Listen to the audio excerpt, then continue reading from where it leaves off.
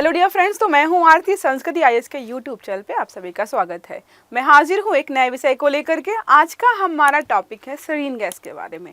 बहुत ज़्यादा चर्चा में बना हुआ है। आपको पता है सीरिया के बाद जो है लगातार ये विषय या ये केमिकल या गैस जो है लगातार चर्चा में बना हुआ है कि ये क्या है, इससे कैसे लोगों की मौत हो सकती है। और 2013 में जो है बड़े पैमाने पर सीरिया में जो है इस गैस का इस्तेमाल किया गया था। 2017 में भी किया गया था, लेकिन बड़े पैमाने पर नहीं, बहुत कम लोग यहाँ पे मरे थे। इसके अलावा वैश्विक स्तर पर भी अलग अलग जगहों पर यहाँ पर इस गैस का इस्तेमाल किया गया है। तो हम यहाँ पे पढ़ेंगे कि अब जो है ये गैस इतनी चर्चा में क्यों बनी हुई है। तो आपको पता है सालों साल वहाँ पर जो असद हैं वो सीरिया में राज कर रहे थे, वो जो है सीरिया छोड़कर भाग गए हैं। अब जिन गुटों के हाथों में सीरिया है, तो ऐसा माना जा रहा है कि जो गैस है ये केमिकल वेपन के रूप में देखते हैं, वो वहाँ पर अभी भी उपलब्ध है। और अगर गलत हाथों में गई तो कल को जो है सीरिया के अलावा या जो भी आस पड़ोस के देश हैं उन पर जो है केमिकल वेपन्स का इस्तेमाल करके हमला हो सकता है। जैसा कि हमने पढ़ा था कि कुछ दिन पहले जो है न्यूज़ आई थी कि इजराइल जो है किस डर से जो है सीरिया पर लगातार हमला कर रहा है। तो इजराइल ने भी इस बात की पुष्टि की थी कि हमें लगता है कि सीरिया के पास जो है केमिकल वेपन या फिर जो है परमाणु हथियार वगैरह हैं, जो कि अगर गलत हाथों में पड़े तो बहुत सारे देशों का जो है नुकसान हो सकता है। इसलिए जो है इजराइल भी कोशिश कर रहा था कि ऐसे ठिकानों का पता लगाया जा सके जहां पर जो है ये गैस या फिर परमाणु हथियार रखे गए हैं। तो हम सारे वाक्यों को अच्छे से समझेंगे। देखिए क्या लिखा है, कितनी खतरनाक है सरीन गैस। तो यहाँ पे मैं आपको समझाऊंगी ये गैस जो है कितना या कैसे प्रभावित करती है आपके शरीर को। ऐसा माना जाता है कि जब ये गैस छोड़ी जाती है तो मुंह से झाग निकलता है, लोगों को सांस लेने में जो है दिक्कत होने लगती है। अगर जो है ठीक से काम किया तो 1 से 2 या 10 मिनट में, मैक्सिमम 15 मिनट में व्यक्ति की जान जा सकती है। और इतना ज़्यादा तकलीफ दे होता है ये प्रोसेस कि व्यक्ति सोचता है कि बचने की जगह मैं मर ही जाऊँ। इतना ज़्यादा खतरनाक होता है क्योंकि इसमें फास्फोरस होता है जो कि बहुत ज़्यादा बड़ी मात्रा में शरीर में पहुँचता है। और अगर देखा जाए तो मात्र जो सुई होती है ना, उसकी नोक के बराबर भी अगर आपके शरीर में सरीन गैस चली गई तो आप समझिए कि आपकी मृत्यु जो है निश्चित है। उसको इलाज के लिए जो है चीज़ें इस्तेमाल की जाती हैं, बट फिर भी जो है बहुत बार जो है कारगर नहीं होती हैं चीज़ें। ठीक है, तो यहाँ पे हम समझने का प्रयास करेंगे कि चर्चा में क्यों है। तो सीरिया में सरीन गैस से असद ने हजारों लोगों की जान ली थी। अब जो है वो जुलानी के पास है। 2013 में ये मामला जो हजारों लगभग 1100 समथिंग लोग थे, जिनमें से बहुत सारे बच्चे बेचारे थे, बच्चों की यहाँ पर जो है मौत हुई थी। उसके बाद जो है पेंटिंग वगैरह बनाकर भी वहाँ पर प्रस्तुत की गई थी, जिसमें गुब्बारे जो गैस से जहरीली गैस से भरे गुब्बारे थे और बच्चों की गर्दन से लटक रहे थे। ऐसी पेंटिंग जो है इस वाकये के बाद जो है बनाई भी गई थी, सर्कुलेट हुई थी। ठीक है, प्रमुख बिंदुओं की बात करें तो कुछ दिन से सीरिया जो है बहुत ज़्यादा चर्चा में है। 24 सालों तक वहाँ पे असद से, उसके बाद जो है अब कौन सा है, गुट हयात तहरीर अल सान, ये गुट जो है अब सबसे शक्तिशाली गुट के रूप में सीरिया में उभर के आ रहा है।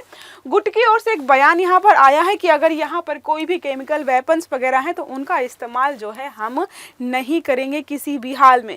लेकिन अमेरिका ने पुष्टि की है कि कुछ दिन पहले ही सीरिया के कुछ इलाकों में केमिकल वेपन्स का इस्तेमाल किया गया है। देखिए लिखा भी होगा, अमेरिका ने कहा है कि उसके बाद जो इस बात का प्रमाण है कि पिछले महीने जो है सीरिया में दमिश्क जो है राजधानी, वहाँ के बाहरी इलाकों में जो है सीरिया की सरकार द्वारा हमले किए गए थे इस गैस से। ठीक है, इसी गैस के 2013 का जो वाकया हुआ था, ये समझ लीजिए आप, ये सारा इलाका पूरा प्रभावित था। ठीक है, अगर इसकी स्टोरी एक पब्लिश की गई थी, उसमें ये बताया गया था कि एक नर्स है, वो वहाँ से काम करके, अस्पताल से काम करके वापस घर पे आई थी कि चलो सो जाते हैं।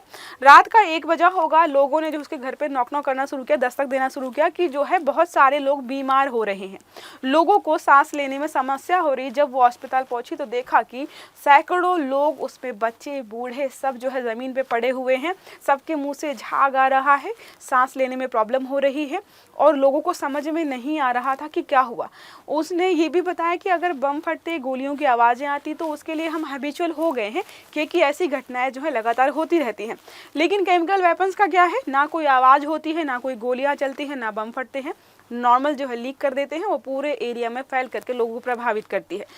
तो फिर धीरे धीरे समझ में आया कि शायद केमिकल वेपन का इस्तेमाल यहाँ पर किया गया है। उसने बताया कि बहुत सारे लोग वहाँ पर जो है मर रहे थे, जिसमें बहुत सारे बच्चे थे, गिनती लोग कर नहीं पा रहे थे। बाद में पता चला कि लगभग 1147 या 1127 समथिंग लोग थे जो इस घटना में मारे गए थे, और लगभग 6000 के आसपास लोग ऐसे थे जिनको स्वास्थ्य संबंधी समस्याएं उत्पन्न हो गई थी इस गैस के साइड इफेक्ट के रूप में।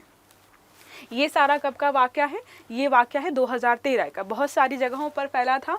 हरस्टा हो गया, धोमा हो गया, घोटा मेन केंद्र था उस समय का, यहाँ पे है दमस्कस। ये सारे एरियाज हैं जो 2013 के समय में बहुत ज़्यादा बड़े मामले पर, ये देखिए पूरे ग्रीन ग्रीन दिख रहा है, प्रभावित हुए थे। ठीक है, अब यहाँ पे गैस की बात करें कि सीरीन गैस क्या एक गंधहीन स्वादहीन गैस है। ठीक है, कोई गंध नहीं आती है, बस जब रिलीज होती है किसी भी एरिया में तो क्या होता है कि आपको सांस लेने में दिक्कत होने लगेगी। ठीक है, और जो ये सीरिया की घटना हुई थी उसको बहुत शांत वातावरण में 2013 में बोला क्या कि 2 से 5 बजे सुबह के समय 2 से 5 बजे के आसपास गैस रिलीज की गई, क्योंकि उस समय शांत वातावरण होता है, ठंडा होता है, और गैस जो है ठंडा और शांत वातावरण पा करके जमीन में फैलना शुरू कर देती है। ठीक है, तो इस गैस के बारे में यही जानकारी है कि सिंथेटिक है, ऑर्गेनोफॉस्फेट है, इसमें यौगिक है जो साफ है, रंगहीन है, स्वादहीन है, तरल पदार्थ के रूप में वाष्प या वेपर में बदल जाता है बाद में बहुत जल्द ही। ठीक है, ये एजेंट जो है नर्व एजेंट बोलते हैं इसको। नर्व एजेंट क्यों बोलते हैं? जब ये छोड़ा जाता है तो आपके नर्वस सिस्टम को जो है टारगेट करता है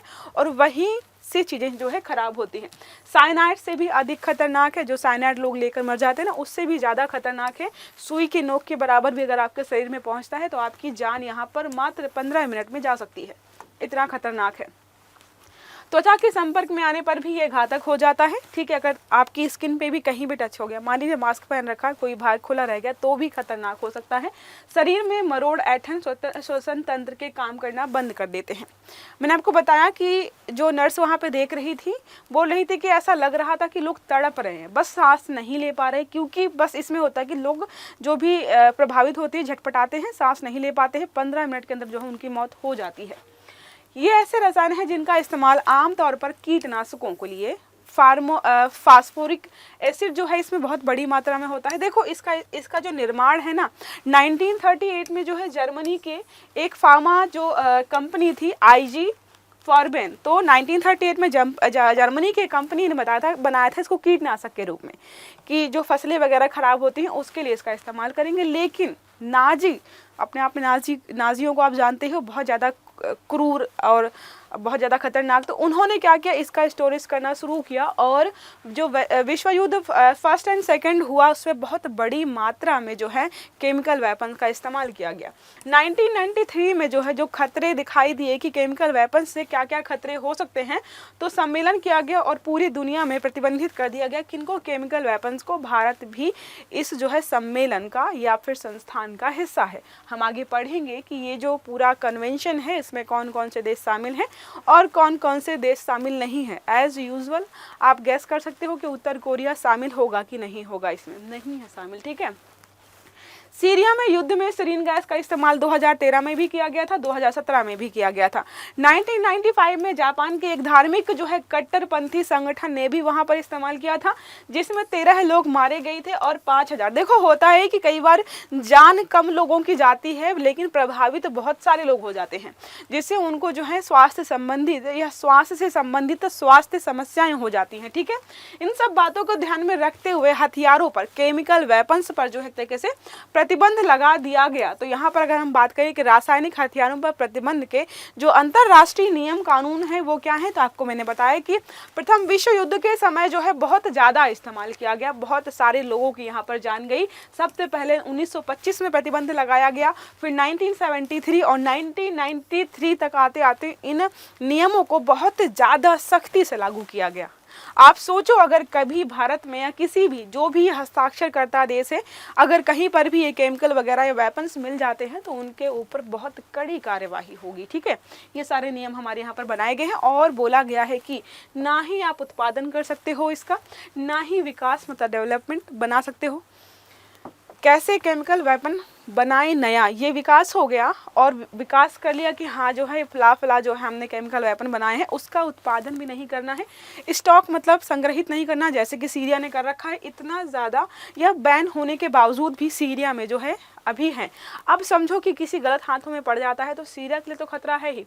सीरिया की आम जनता वैसे भी इतने सालों से गृह युद्ध झेल रही है।